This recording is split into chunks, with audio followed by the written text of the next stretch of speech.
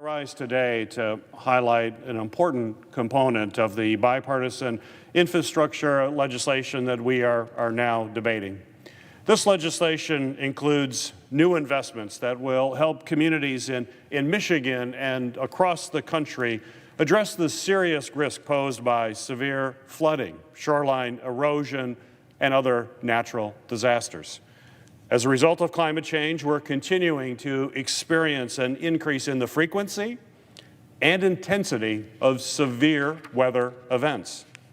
In June, Southeast Michigan faced yet another severe flooding event that tragically led to 2 deaths, damaged small businesses and thousands of homes, and devastated families.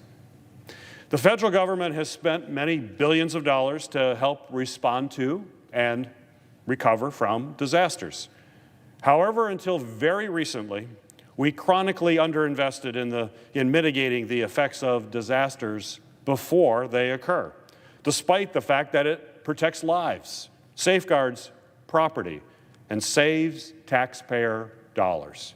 In fact, studies show that every dollar invested in hazard mitigation or prevention saves as much as $6 for the taxpayers. This package provides critical investments to a number of mitigation programs, but I want to highlight just one in particular, the STORM Act. Last year, I authored bipartisan legislation to create a new revolving loan program to be overseen by the Federal Emergency Management Agency, or FEMA. In January of this year, that bill was signed into law, establishing a new program to help our communities tackle this rising threat.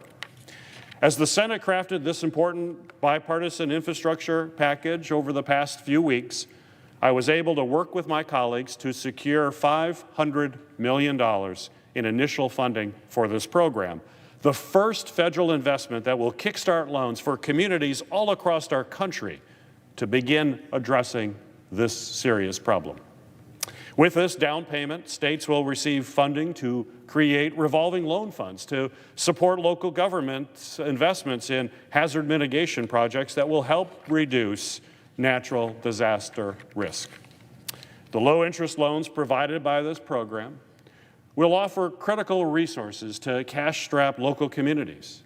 Over time, repayment of those loans at an extremely low interest rate will provide states with a self-sustaining fund that they can use to continue improving resilience in other localities. Because the revolving loan funds are managed at the state level, each state will have the authority to prioritize funding for these projects with the greatest need, rather than having the federal government make those decisions. This flexibility will allow states to focus on protecting vulnerable communities, which are particularly hard hit by extreme weather events. Additionally, unlike other mitigation programs, the STORM Act is the first program to allow states to invest in projects to mitigate shoreline erosion, rising water levels, and severe rainfall that can wreak havoc on public and private property alike. This is especially important for my home state of Michigan, where Great Lakes communities have endured flooded campgrounds, streets, and basements because of stormwater drainage issues, boating problems due to submerged structures, and the destruction of beaches and homes from high water levels.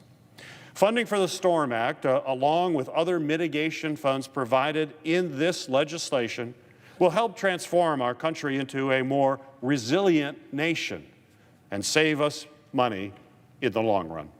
I urge my colleagues to join me in supporting this critical investment in mitigation and enacting the Bipartisan Infrastructure Investment and Jobs Act. Mr. President, I suggest the absence of a quorum.